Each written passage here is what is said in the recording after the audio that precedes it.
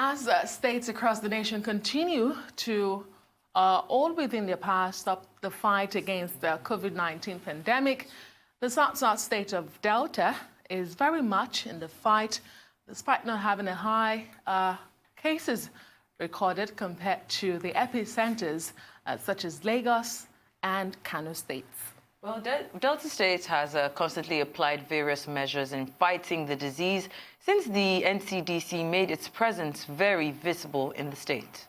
Although there have been cases where indigents criticize the interstate lockdown enforcement, palliative distribution and testing centers, just to mention a few. Joining us now is the Senior Special Assistant to the Delta State Governor on Health Monitoring and member COVID-19 Enforcement Committee in charge of border health surveillance in Delta State. Will be giving us updates on efforts put in place and any progress so far, if any, in curtailing the COVID-19 pandemic in the state. Thank you so much, Dr. Okoli, if I got that name correctly, for joining us this morning, if you can hear me. Yeah. Thank you so much for joining us. Let me begin by asking you with the latest statistics released yesterday night as regards numbers of cases. Delta State currently has 31 confirmed cases, 12 discharged, 10 active cases, and unfortunately 6 deaths. And that all of this since the index case was recorded on the 7th of April. How would you say that the Delta State government has responded to this crisis so far?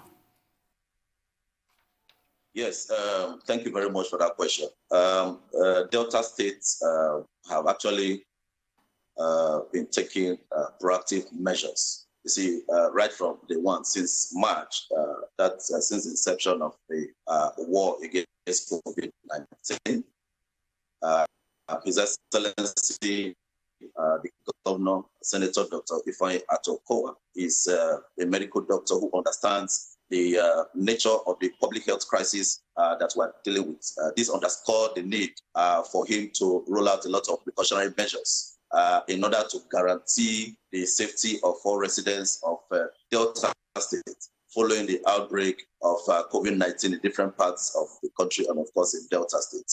Now, these measures include, apart from the measures clearly spelled out by the NCDC, which of course includes physical distancing, use of regular use of hand sanitizers, avoiding handshakes, avoiding crowded environment, etc. These are all enforceable.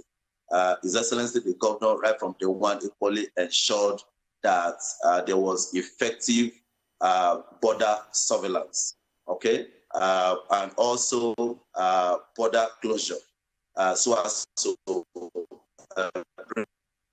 bring about restriction of movement of persons from neighboring states. If you look at the geographical spread of Delta, you will come to the irresistible conclusion that the state is bounded by 3 states: Anambra, Bayelsa, and of course, those states. And of course, the state has got 13 borders. This gives you a clue as to the nature of the operation that we're carrying out with respect to being able to carry out effective border surveillance. Now, security agents, healthcare personnel, and task force members have been deployed, to these respective borders to be able to ensure that only vehicles that are on essential journey are allowed into the state from other states. And these vehicles on essential journeys are vehicles conveying either food products, petroleum products, or pharmaceutical products. Then before these vehicles come in, they are expected, all the passengers in the vehicle are expected to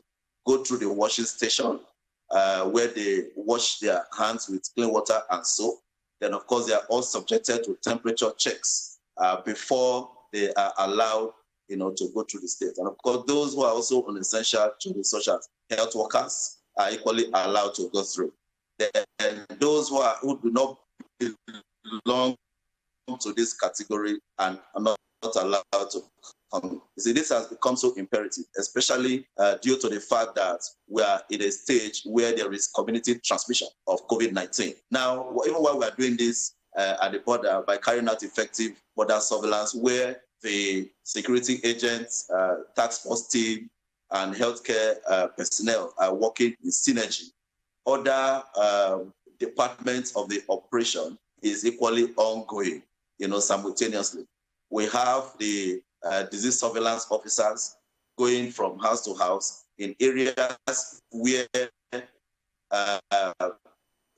cases have been reported to identify the POIs, persons of interest, so as to be able to carry out effective, contact tracing. We only have those who are involved in incident management as well as case management, working around the clock. And I can, tell you your contradiction. Dr. Nwoko, if you can hear me, I mean, I really enjoy the, very robust summary you've given us about what is happening as regards the border and manning of those borders. But I would just want to ask this. I want to know what infrastructure you have on ground. For 21 cases, 6 deaths, that's quite high. Huh? 31 yes, cases. really. 31 cases, right six deaths. Hang on a minute, just hang on. That's quite high. When you look at out of 31 people, 6 deaths, and look at the ratio of even discharge. So I want to ask, what infrastructures do you have on ground? Correct me if I'm wrong. I think I understand that there's isolation centers around Ole and some other parts like that of Delta State. I want to know the bed capacity you have. I want to know the number of ventilators. And when I say ventilators, I don't just mean ventilators. I mean ventilators with the team that can manage the ventilators. I want to know how frequent the briefing is, because we've not really heard anything out of Delta State. I think the last thing was just, the message that Governor Ifeanyi Okowa sent out to the people. So these 3 things, let me know what's happening in Delta State. Thank you so much for that question. Right from the inception of this war against COVID-19 in Delta State, His Excellency, swung into action by ensuring that we enhance our capacity in the area of equipping, treatment, and isolation centers. And one was set up at the Federal Medical Center. It was commissioned. In fact, it was there was a time there was a joint inspection. The governor sent Dr. Ifeanyi Okowa, of course, the visiting governor at that time, Governor Tambuwa of Sokoto State. Okay, and that what we have there is state-of-the-art, equipment to be able to isolate and of course treat COVID-19 patients. Then we equally have another treatment and isolation facility at the new Asaba Specialist Hospital. We also have one at the Ogara. There's the teaching hospital at Ogara. Okay, we also have another one at the Central Hospital in Warri. And just recently, about a week ago, another 200-bed space treatment and isolation facility was commissioned at the NYC orientation camp at Iseloko in Delta State. And as I speak to you, there is another treatment and isolation facility being put together at the Stephen Keshi Stadium in Asaba. And I know that in no time it is going to be commissioned. We are doing this not because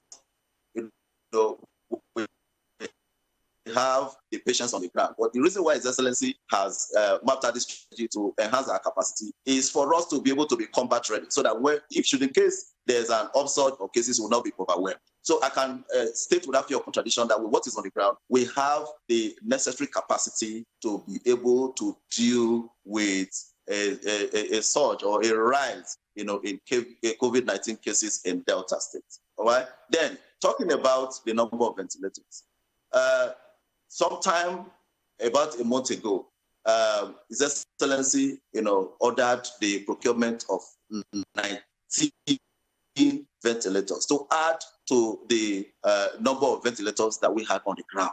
Okay. Then in terms of the manpower, a lot of healthcare workers had received proper training. In fact, the training and the retraining process is ongoing. Just 2 days ago, all the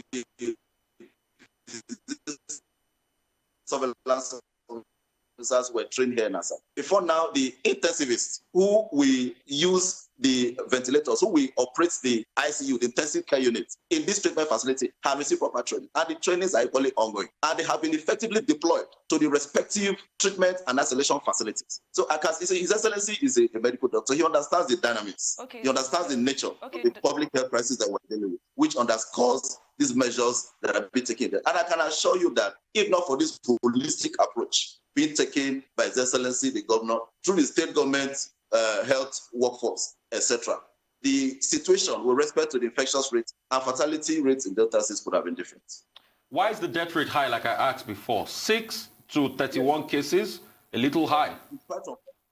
It's quite unfortunate that we have 6 deaths with a confirmed 31 confirmed cases, etc. Yes, I agree with you. It's quite high. It's really quite unfortunate, but you can understand, that at times some of these COVID-19 patients already have, a systemic history of, conditions such as, diabetes, high blood pressure, etc. So by the time COVID-19 eventually sets in, it further brings about a whole lot of complications. It's not as if these persons have actually died of COVID-19 as it were, but the comorbidity is actually what we're looking at here. Okay. All right? So it's really pretty difficult. That's the reason why you have high fatality rates in countries like United States, Italy, etc. Because some of these persons, especially the elderly persons, already they have systemic conditions that they have been managing over the years. And so when COVID-19 sets in, it becomes much more complicated. But I can show you that a lot has been done on the ground. The healthcare personnel who have received proper training to be able to manage this case, those involved in incidents and case management are working around the clock towards ensuring that the fatality rate is reduced to the barest minimum.